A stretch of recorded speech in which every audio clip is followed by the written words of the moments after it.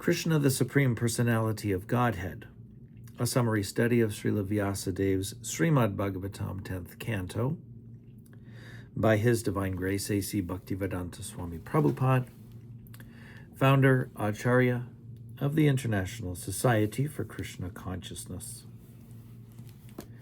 Chapter 56, The Story of the Shamantaka Jewel.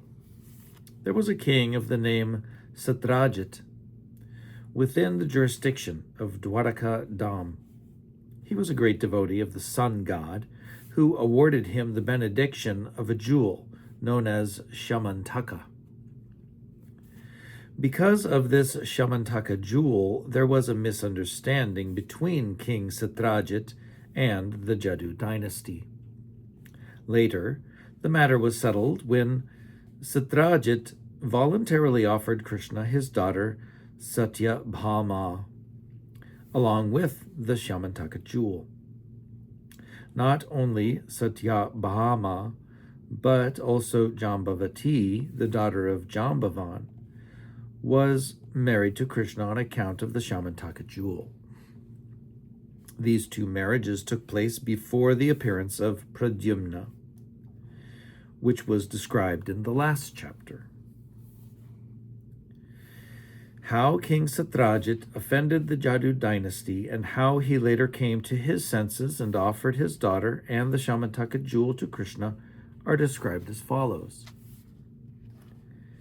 Since he was a great devotee of the sun god, King Satrajit gradually entered into a very friendly relationship with him. The sun god was pleased with him and delivered to him an exceptional jewel known as Shamantaka. When Satrajit wore this jewel in a locket around his neck, he appeared exactly like an imitation sun god. Putting on this jewel, he entered the city of Dwaraka, and people thought that the sun god had come into the city to see Krishna. They knew that Krishna, being the Supreme Personality of Godhead, was sometimes visited by the demigods. So, while Satrajit was visiting the city of Dwaraka, all the inhabitants except Krishna took him to be the sun god himself. Although King Satrajit was known to everyone, he could not be recognized because of the dazzling effulgence of the Shamantaka jewel. Mistaking Satrajit to be the sun god, some of the important citizens of Dwaraka immediately went to Krishna to inform him that the sun god had arrived to see him. At that time, Krishna was playing chess. One of the important residents of Dwaraka spoke thus, quote, "My dear Lord Narayana, you are the Supreme Personality of Godhead. In your plenary portion as Narayana or Vishnu, you have 4 hands with different symbols: the conch shell, disc, club, and lotus flower. You are actually the owner of everything, but in spite of your being the Supreme Personality of Godhead Narayana, you descended in Vrindavan to act as the child of Yashoda Mata, who sometimes used to tie you up with her ropes, and you are celebrated therefore by the name Damodar." Unquote. That Krishna is the Supreme Personality of Godhead Narayana, as accepted by the citizens of Dwaraka, was later confirmed by the great Mayavadi philosophical leader Shankar Acharya. By accepting the Lord as impersonal, he did not reject the Lord's personal form. Everything which has form in this material world is subject to creation, maintenance, and annihilation. But because the Supreme Personality of Godhead Narayana does not have a material form subject to these limitations, Shankar Acharya, to convince the less intelligent men who take Krishna to be an ordinary human being, said that God is impersonal. This impersonality means that he is not a person of this material condition. He is a transcendental personality without a material body. The citizens of Dwaraka addressed Lord Krishna not only as Damodar, but also as Govinda, which indicates that Krishna is very affectionate to the cows and calves. And, just to refer to their intimate connection with Krishna, they addressed him as Jadu Nandana, because he was born the son of Vasudeva in the Jadu dynasty. The citizens of Dwaraka concluded by addressing Krishna as the supreme master of the whole universe. They addressed Krishna in many different ways, proud of being citizens of Dwaraka who could see Krishna daily. When Satyajit was visiting the city of Dwaraka, the citizens felt great pride to think that although Krishna was living in Dwaraka like an ordinary human being, the demigods were coming to see him. Thus, they informed Lord Krishna that the sun god, with his glaring bodily effulgence, was coming to see him. The citizens of Dwaraka confirmed that the sun god's coming into Dwaraka was not very wonderful, because people all over the universe who were searching after the Supreme Personality of Godhead knew that he had appeared in the Jadu dynasty and was living in Dwaraka as one of the members of that family. Thus, the citizens expressed their joy on this occasion. On hearing the statements of his citizens, the all-pervasive personality of Godhead, Krishna, simply smiled.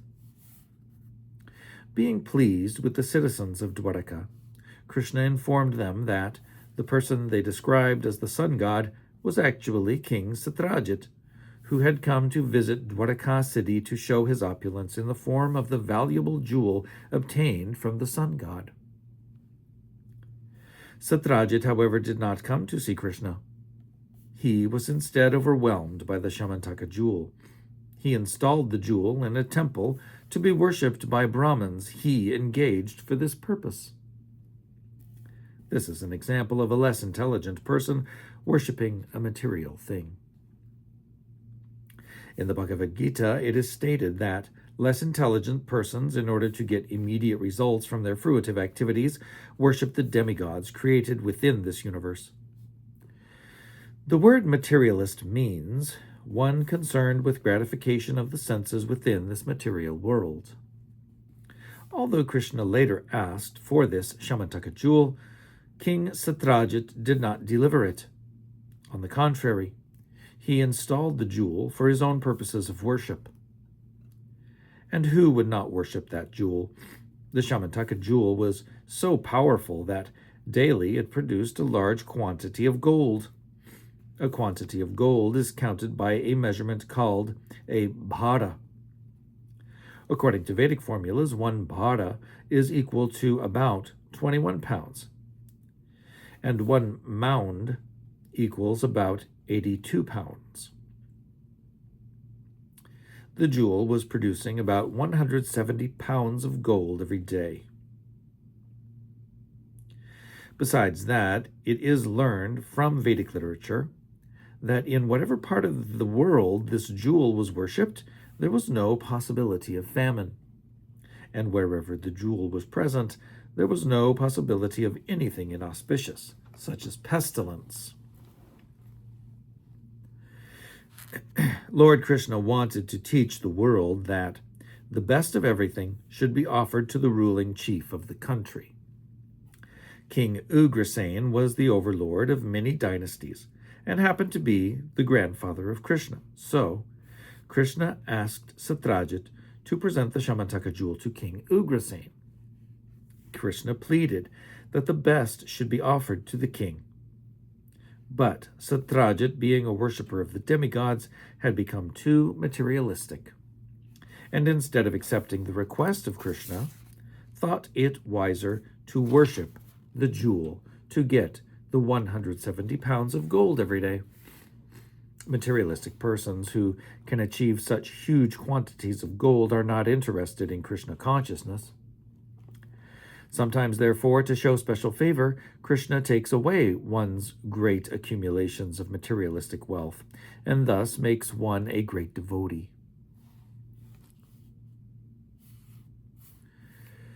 But Satyajit refused to abide by the order of Krishna and did not deliver the jewel.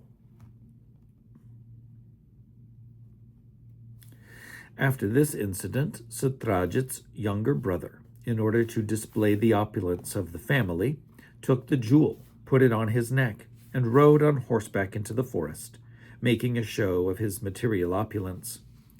While Satyajit's brother, who was known as KRSNA, was moving here and there in the forest, a big lion attacked him, killed both him and the horse on which he was riding, and took away the jewel to his cave. News of this was received by the guerrilla king Jambavan, who then killed that lion in the cave and took away the jewel. Jambavan had been a great devotee of the Lord since the time of Lord Ramchandra, so he did not take the valuable jewel as something he very much needed. He gave it to his young son to play with as a toy. In the city, when Satyajit's younger brother KRSNA did not return from the forest with the jewel, Satyajit became very upset.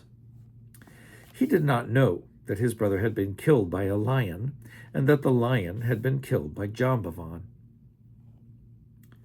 He thought instead that because Krishna wanted that jewel, which had not been delivered to him, Krishna might have therefore taken the jewel from KRSNA by force and killed him.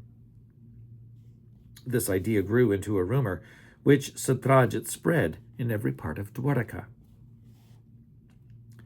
The false rumor that Krishna had killed KRSNA and taken away the jewel spread everywhere like wildfire. Krishna did not like to be defamed in that way, and therefore he decided that he would go to the forest and find the Shamantaka jewel. Taking with him some of the important inhabitants of Dwaraka, Krishna went to search out KRSNA, the brother of Satyajit, and found him dead, killed by the lion. At that time, Krishna also found the lion killed by Jambavan, who is generally called Riksha. It was found that the lion had been killed by the hand of Riksha without the assistance of any weapon. Krishna and the citizens of Dwaraka then found in the forest a great tunnel, said to be the path to Riksha's house. Krishna knew that the inhabitants of Dwaraka would be afraid to enter the tunnel. Therefore, he asked them to remain outside, and he himself entered the dark tunnel alone to find Riksha, Jambavan. After entering the tunnel, Krishna saw that the valuable jewel known as Shamantaka had been given to the son of Riksha as a toy. To take the jewel from the child, Krishna approached and stood before him. When the nurse taking care of Riksha's child saw Krishna standing before her, she was afraid, thinking he might take away the valuable Shamantaka jewel, and she cried out loudly in fear. Hearing the nurse's cries, Jambavan appeared on the scene in a very angry mood. Jambavan was actually a great devotee of Lord Krishna, but because he was angry, he could not recognize his master and thought him to be an ordinary man. This brings to mind the statement of the Bhagavad Gita in which the Lord advises Arjuna to get free from anger, greed, and lust in order to rise to the spiritual platform. Lust, anger, and greed run parallel in the heart and check one's progress on the spiritual path. Not recognizing his master, Jambavan challenged him to fight. There was then a great fight between Krishna and Jambavan, in which they fought like two opposing vultures. Whenever there is an eatable corpse, the vultures fight heartily over the prey. Krishna and Jambavan first of all fought with weapons, then with stones, then with big trees, then hand to hand, until at last they were hitting each other with their fists, their blows like the striking of thunderbolts. Each expected victory over the other, but the fighting continued for 28 days, both in daytime and at night, without stopping. Although Jambavan was the strongest living entity of that time, practically all the joints of his bodily limbs became slackened, and his strength was reduced practically to nil, for he was struck constantly by the fists of Sri Krishna. Feeling very tired, with perspiration all over his body, Jambavan was astonished. Who was this opponent who was fighting so hard with him?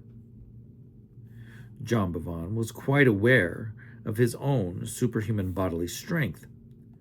But when he felt tired from being struck by Krishna, he could understand that Krishna was no one else but his worshipable Lord, the Supreme Personality of Godhead.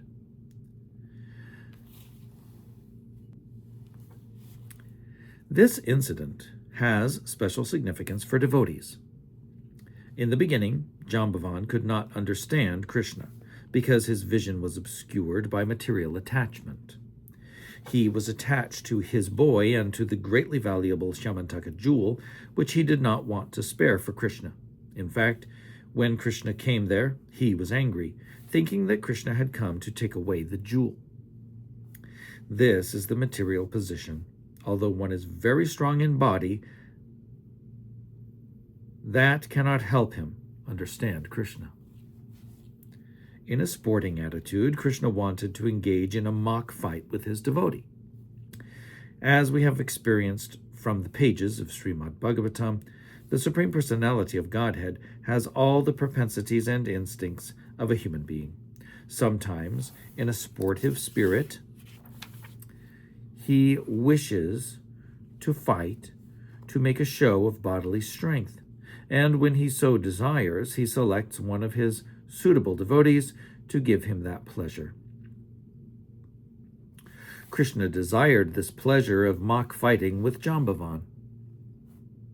Although Jambavan was a devotee by nature, he did not know that his opponent was Krishna while giving service to the Lord by his bodily strength.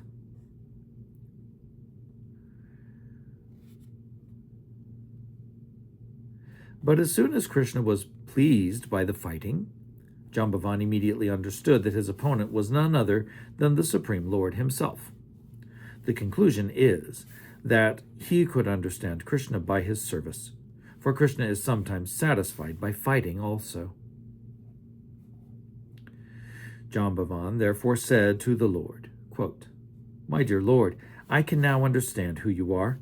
You are the Supreme Personality of Godhead, Lord Vishnu, the source of everyone's strength, wealth, reputation, beauty, wisdom, and renunciation." Unquote. This statement of Jambavan's is confirmed by the Vedanta Sutra, wherein the Supreme Lord is declared to be the source of everything. Jambavan identified Lord Krishna as the Supreme Personality, Lord Vishnu. Quote, "My dear Lord, you are the creator of the creators of the universal affairs." Unquote. This statement is very instructive to the ordinary man who is amazed by the activities of a person with an exceptional brain. The ordinary man is surprised to see the inventions of a great scientist. But the statement of Jambavan confirms that although a scientist may be a creator of many wonderful things, Krishna is the creator of the scientist. He is the creator of not only one scientist, but of millions and trillions, all over the universe. Jambavan said further, quote, "Not only are you the creator of the creators, but you are also the creator of the material elements which the so-called creators manipulate." Unquote. Scientists utilize the physical elements or laws of material nature to do something wonderful. But actually, such laws and elements are also the creation of Krishna. This is actual scientific understanding. Less intelligent men do not try to understand who created the brain of the scientist. They are satisfied simply to see the wonderful creation or invention of the scientist. Jambavan continued, quote, "My dear Lord, the time factor, which combines all the physical elements, is also your representative. You are the supreme time factor in which all creation takes place, is maintained, and is finally annihilated. And beyond the physical elements and the time factor, the persons who manipulate the ingredients and advantages of creation are part and parcel of you. The living entity is not therefore an independent creator. By studying all factors in the right perspective, one can see that you are the supreme controller and Lord of everything. My dear Lord, I can therefore understand that you are the same Supreme Personality of Godhead whom I worship as Lord Ramchandra. My Lord Ramchandra wanted to construct a bridge over the ocean, and I saw personally how the ocean became agitated simply by my Lord's glancing over it. And when the whole ocean became agitated, living entities like whales, alligators, and Timingila fish, all became perturbed. The Timingila fish in the ocean can swallow big aquatics like whales in one gulp. In this way, the ocean was forced to give way and allow Ramchandra to cross to the island known as Lanka. This island is now said to be Ceylon. Lord Ramchandra's construction of a bridge over the ocean from Cape Comorin to Ceylon is still well known to everyone. After the construction of the bridge, a fire was set all over the kingdom of Ravan. During the fighting with Ravan, every part of his limbs was slashed to pieces by your sharp arrows, and his heads fell to the face of the earth. Now I can understand that you are none other than my Lord Ramchandra. No one else has such immeasurable strength. No one else could defeat me in this way." Unquote. Lord Krishna was satisfied by the prayers and statements of Jambavan, and to mitigate Jambavan's pain, he began to lightly rub the lotus palm of his hand all over Jambavan's body. Thus Jambavan at once felt relieved from the fatigue of the great fight. Lord Krishna then addressed him as King Jambavan, because he, and not the lion, was actually the king of the forest, having killed a lion with his bare hands without a weapon. Krishna informed Jambavan that he had come to ask for the Shamantaka jewel because, ever since it had been stolen, his name had been defamed by the less intelligent. Krishna plainly informed him that he had come there to ask for the jewel in order to be free from this defamation. Jambavan understood the whole situation, and to satisfy the Lord, he immediately delivered not only the Shamantaka jewel, but also his daughter Jambavati, who was of marriageable age, and presented her to Lord Krishna. The episode of Jambavati's marriage with Lord Krishna and the delivery of the jewel known as Shamantaka was finished within the mountain cave. Although the fighting between Krishna and Jambavan went on for 28 days, the inhabitants of Dwaraka waited outside the tunnel for 12 days, and after that they decided that something undesirable must have happened. They could not understand for certain what had actually happened, and being very sorry and tired, returned to the city of Dwaraka. All the members of the family, namely Krishna's mother Devaki, his father Vasudeva, and his chief wife Rukmini, along with all other friends, relatives, and residents of the palace, were very sorry when the citizens returned home without Krishna. Because of their natural affection for Krishna, they began to call Satyajit ill names, for he was the cause of Krishna's disappearance. They went to worship the goddess Chandrabhaga, praying for the return of Krishna. The goddess was satisfied by the prayers of the citizens of Dwaraka, and she immediately offered them her benediction. Simultaneously, Krishna appeared on the scene, accompanied by his new wife, Jambavati, and all the inhabitants of Dwaraka and relatives of Krishna became joyful. The inhabitants of Dwaraka were as joyful as someone receiving a dear relative back from the dead. They had concluded that Krishna had been put into great difficulties due to the fighting. Therefore, they had become almost hopeless of his return. But when they saw that Krishna had actually returned, not alone, but with a new wife, Jambavati new wife, Jambavati, they immediately performed a ceremony of celebration. King Ugrasen then called for a meeting of all important kings and chiefs. He also invited Satyajit, and before the whole assembly, Krishna explained the incident of the recovery of the jewel from Jambavan. Krishna wanted to return the valuable jewel to King Satyajit. Satyajit, however, was ashamed because he had unnecessarily defamed Krishna. He accepted the jewel in his hand, but he remained silent. Bending his head downwards and without saying anything in the assembly of the kings and chiefs, he returned home with the jewel. Then he thought about how he could clear himself of the abominable act he had performed by defaming Krishna. He was conscious that he had offended Krishna very grievously, and that he had to find a remedial measure so that Krishna would again be pleased with him.